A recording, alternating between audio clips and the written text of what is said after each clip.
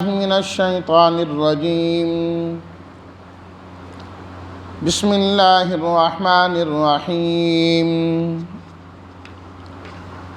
وقاتلوہم حتی لا تکون فتنہ ویکون الدین للہ فإن انتہوا فلا عدوان الا علی الظالمین الشہر الحرام بالشہر الحرام والحرمات قصاص فمن اعتدى عليكم فاعتدوا عليه بمثل ما اعتدى عليكم واتقوا الله واعلموا أن الله مع المتقين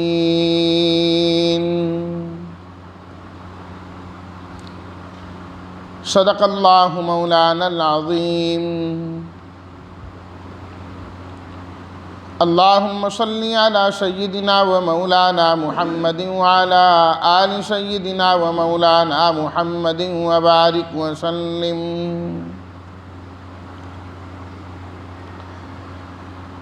اور تم لڑو ان سے یہاں تک کہ فتنہ نہ رہیں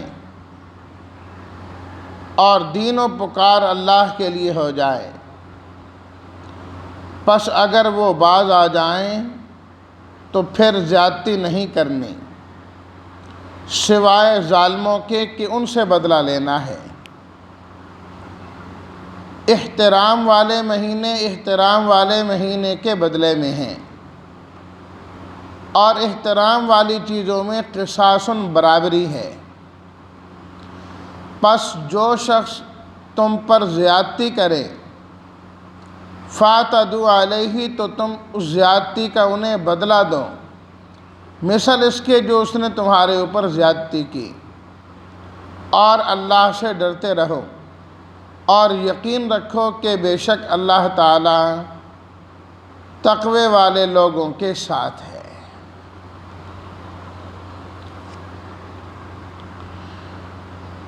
پڑھی گئی آیات میں سے پہلی آیت میں اللہ تعالیٰ نے حکم جہاد اور حکم قتال کی علت اور وجہ بیان کی کہ قتال کرنے کا حکم کیوں دیا گیا، اس کی بنیادی وجہ کیا ہے۔ مقصد کوئی بندے مارنا نہیں، خون ریزی کرنا نہیں، فرمایا کہ اصل مقصد اس جہاد کے ذریعے اور اس قتال کے ذریعے اس دنیا سے فساد کو ختم کرنا ہے، شرک کو ختم کرنا ہے۔ جس طرح انسانی جسم میں اگر گندا مادہ ایک جگہ جمع ہو جائے اور اسے ختم کرنے کی اور کوئی صورت نہ ہو تو اسے کاٹا جاتا ہے، آپریشن کرتے ہیں۔ مقصد کو انسان کو چیرنا پھاڑنا نہیں ہوتا، انسان کو تکلیف اور اذیت پہنچانا یہ مقصد نہیں ہوتا۔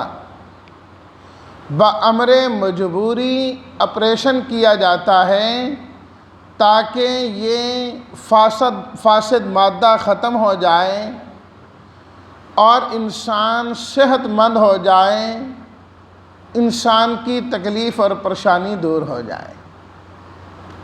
فرمایا جہاد کو بھی اسی طریقے سے ہی سمجھو، قتال کو بھی اسی طریقے سے سمجھو کہ دنیا کے اندر خرابی پیدا ہو جاتی ہے، فساد آ جاتا ہے۔ اب وہ فساد کسی طریقے سے ختم نہیں ہو رہا ہوتا تو جہاد کے ذریعے اور قتال کے ذریعے اس فساد کو ختم کیا جاتا ہے۔ تو اس سے یہ بات معلوم ہوئی کہ جہاد اللہ تعالیٰ کی رحمت ہے، جہاد اللہ تعالیٰ کی رحمت ہے۔ جس طرح علاج اللہ کی ایک رحمت ہے نا، کہ اگر بندہ بیمار ہو رہا ہے، علاج کر رہا ہے، کڑوی دوائیاں کھا رہا ہے، آپریشن کروا رہا ہے، تو یہ علاج اس کے حق میں بہتر ہوتا ہے۔ اگرچہ طبیعت پر گراں گزرتا ہے، پسند کوئی بھی نہیں کرتا۔ کون آدمی خوشی سے اپنا آپریشن کراتا ہے؟ کون آدمی اپنی کوئی جا کے انگلی کٹواتا ہے جی شوگر ہو گئی یا اب اس کو کاٹنا ہی پڑے گا؟ کوئی خوشی سے نہیں، لیکن وہ اس کے حق میں بہتر ہوتا ہے۔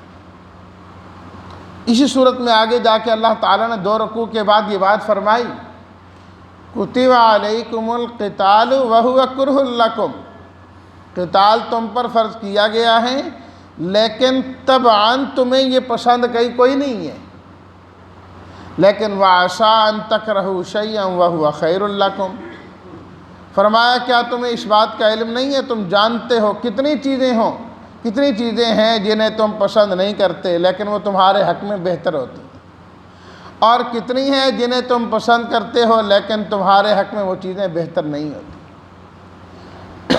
تو جہاد رحمت ہے، فساد نہیں ہے، فساد کو ختم کرنے کا ذریعہ ہے۔ فسادی لوگوں نے اپنے فساد پر پردہ ڈالنے کے لیے جہاد کو ہی فساد کہنا شروع کر دیا، اور آہستہ آہستہ جہاد کو اور مجاہدین کو، جہاد کرنے والوں کو ایسا بدنام کیا کہ اب لفظ جہاد کو ایک قسم کی گالی بنا کے رکھ دیا ہے کہ جو جہاد کا نام لو ہو یہ تو بہت بڑا مجرم ہے، بہت بڑا مجرم ہے۔ وہ اصل میں جہاد کی حقیقت کو سمجھے نہیں، وہ تو اس لیے بولے غیر کہ جہاد ہے ان کے خلاف ہے، لیکن ہمارے اپنے بھی اسی رو میں بہہ گئے، اللہ اکبر، کہ جہاد کو اور مجاہدین کو وہ بھی فسادی سمجھنے لگ گئے، جہاد کو فساد سمجھنے لگ گئے۔ اچھا خاصا مسلمان، دین پر چلنے والا مسلمان جہاد کے لفظ سے گھبرانا شروع کر دیتا ہے، ڈرنا شروع کر دیتا ہے، جبکہ قرآن مجید آپ پڑھ کر دیکھیں اللہ تعالیٰ نے تو قتال کا، جہاد کا بار بار ذکر فرمایا، بار بار ذکر فرمایا۔ اور اسی سپارے کے آخر میں، بالکل آخری صفحے میں، یہ دوسرا سپارہ جب ختم ہوتا ہے نا، اس کا صفحہ نمبر 42 ہے، اس کے آخر میں اللہ تعالیٰ نے جہاد کا ذکر کیا اور طالوت و جالوت کا ذکر کیا اللہ تعالیٰ نے، کہ ان کا آپس میں مقابلہ ہوا اور حضرت داؤد علیہ الصلاۃ والتسلیمات نے جالوت کو قتل کر دیا، تو جہاد کے ذریعے سب فساد ختم ہوا۔ تو اللہ تعالیٰ نے وہاں پر ایک آخر میں بڑا زبردست قسم کا جملہ ارشاد فرمایا، یہ آیت نمبر 251 کے آخری حصہ، وَلَوْلَا دَفْعُ اللَّهِ النَّاسَ بَعْضَهُمْ بِبَعْضٍ، فرمایا کہ اگر اللہ تعالیٰ لوگوں کو آپس میں نہ لڑاتا، یہ جہاد نہ ہوتا کہ مسلمان کافروں سے نہ لڑتے اور کفر کے فساد کو ختم نہ کرتے، تو لَفَسَدَتِ الْأَرْضُ، زمین میں فساد ہو جاتا۔ اگر جہاد نہ ہوتا تو فساد ہوتا، جہاد فساد نہیں۔ وَلَٰكِنَّ اللَّهَ ذُو فَضْلٍ عَلَى الْعَالَمِينَ، اللہ جہان والوں پر بڑے فضل والے ہیں، ایمان والوں کا کافروں سے مقابلہ کروا کر کفر کے فساد کو ختم کرتے رہتے ہیں۔ یہ اللہ تعالیٰ فرما رہے ہیں ذو فضل، اللہ نے جو جہاد کی اجازت دی ہے یہ اس کا فضل ہے، یہ اس کا فضل ہے۔ تو جہاد اللہ کا فضل ہوا، جہاد کے ذریعے سے اسی زمین سے فساد ختم ہوتا ہے، نہ کہ فساد پھیلتا ہے۔ اور تقریباً اسی سے ملتی جلتی آیت 17واں سپارہ سورہ الحج، اللہ اکبر، وہاں پر بھی اللہ تعالیٰ نے جب جہاد کی اجازت دی نا، صفحہ نمبر 338، 17واں سپارہ سورہ الحج صفحہ نمبر 338، اس کی آیت نمبر 40 دیکھیے۔ اللہ تعالیٰ نے جہاد کی اجازت دیتے ہوئے فرمایا کہ ہم نے ان لوگوں کو جہاد کی اجازت دی ہے، کیوں؟ اخرجوا الذین اخرجوا من دیارہم بغیر حق، کہ ان کو ناجائز ان کے گھروں سے نکالا گیا ہے۔ ان کا جرم کیا تھا؟ الا ان یقولوا ربنا اللہ، ان کا جرم صرف یہی تھا کہ کہتے تھے کہ ہمارا رب اللہ ہے۔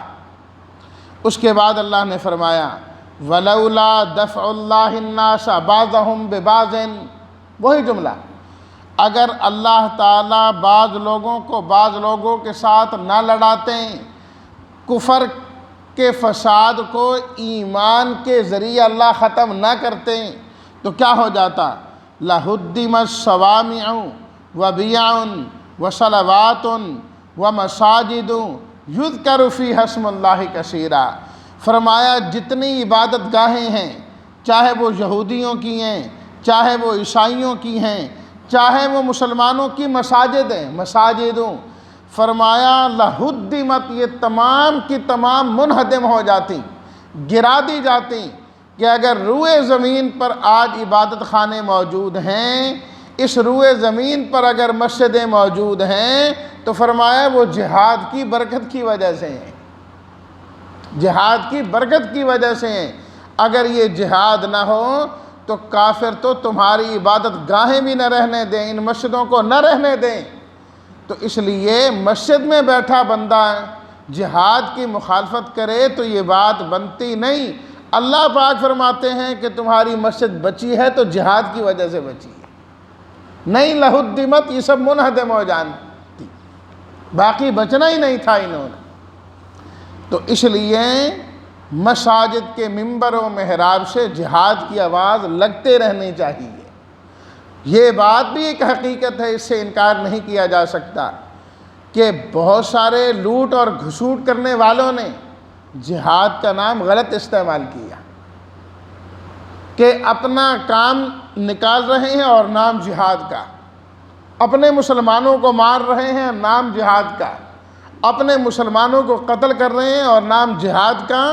وہ بھی کوئی جہاد نہیں ہے، ان کے خلاف جہاد ہونا چاہیے، وہ ہم بھی اس بات کے قائل ہیں، لیکن اس کی آڑ میں اگر اسلام کا ایک بہت بڑا رکن جو جہاد ہے اسی کو ہی چھوڑ دیا جائے، بلکہ آپ علیہ الصلوۃ والسلام نے تو یہاں تک فرمایا کہ جس طرح اونٹ کی کوہان ہوتی ہے نا، کوہان سب سے بلند مضبوط، جس کی وجہ سے وہ توانا ہے، فرمایا دین اسلام کی جو کوہان ہے وہ جہاد ہے، دین اسلام کی۔ اور ایک روایت میں ہے نبی کریم صلی اللہ علیہ وسلم نے ارشاد فرمایا اذا ترکتم الجہاد فسلط اللہ علیکم الذلہ، جب تم جہاد چھوڑ دو گے اللہ تمہارے اوپر ذلتیں مسلط کر دے گا، ذلیل ہو جاؤ گے تم دنیا میں اگر تم نے جہاد کو چھوڑ دیا تو۔ آج ہم انجام دیکھ رہے ہیں نا، 50 سے زیادہ اسلامی ممالک ہیں، اور وہ اسلامی ممالک جو ایٹمی قوت کے مالک ہیں، لیکن چھوٹا سا کشمیر ہم آزاد نہیں کرا سکتے، صرف نعرے بھی مارتے ہیں، قراردادیں بھی منظور کرتے ہیں، اقوام متحدہ میں تقریریں بھی ہوتی ہیں، بڑے خوش ہو جاتے ہیں کہ وزیر اعظم صاحب نے بڑی زبردست تقریر کر دی کشمیر کے حق میں۔ نعروں سے، تقریروں سے آزاد ہوتا تو یہ آزاد ہو چکا ہوتا۔ کفر کا ایک ہی علاج ہے، وہ جہاد ہے۔ آج کوئی ایک اسلامی ملک جہاد کا اعلان کرے ان کے خلاف کہ ان کو آزاد کرو، نہیں تو ہم آ رہے ہیں، راتوں رات کشمیر نہ آزاد ہو جائے تو پھر کہنا یہ جہاد ہی سے آزاد ہونا ہے۔ نبی کریم صلی اللہ علیہ وسلم نے فرمایا اپنے بارے میں، نبی السیف، فرمایا میں تلوار والا نبی ہوں، تلوار والا نبی ہوں۔ اور آج کہاں تلوار گئی؟ دیکھیے نبی کریم صلی اللہ علیہ وسلم اس دنیا سے تشریف لے گئے، ہم آپ علیہ الصلوۃ والتسلیمات کی ساری سیرت پڑھتے ہیں، آپ کا حلیہ مبارک اس طرح تھا، آپ نماز اس طریقے سے پڑھتے تھے، آپ فلاں چیز اس طریقے سے کرتے تھے، کھانا ایسے کھاتے تھے۔ کیا کبھی ہم نے یہ بھی دیکھا کہ آپ علیہ الصلوۃ والتسلیمات دنیا سے تشریف لے گئے، پیچھے کیا چھوڑ کے گئے؟ اسلحہ موجود تھا آپ کے گھر میں، تلواریں چھوڑی آپ علیہ الصلوۃ والتسلیمات نے، زنا چھوڑی نبی کریم صلی اللہ علیہ وسلم نے، وہ رکھی تھی تو یہ چیزیں چھوڑی نا۔ جب سے مسلمان آہستہ آہستہ ان سے غافل ہوا تو آپ علیہ الصلوۃ والتسلیمات کی یہ بات صادق آئی کہ فَسَلَّطَ اللَّهُ عَلَيْكُمُ الذِّلَّةَ، اللہ تم پر ذلت مسلط کر دیں۔ فرمایا یہ ذلت ختم نہیں ہوگی حَتَّى تَرْجِعُوا إِلَىٰ دِينِكُمْ، جب تک تم اپنے دین کی طرف واپس نہیں آ جاؤ گے۔ جہاد چھوڑو گے ذلت آئے گی، ذلت ختم نہیں ہوگی جب تک دین کی طرف نہیں آؤ گے۔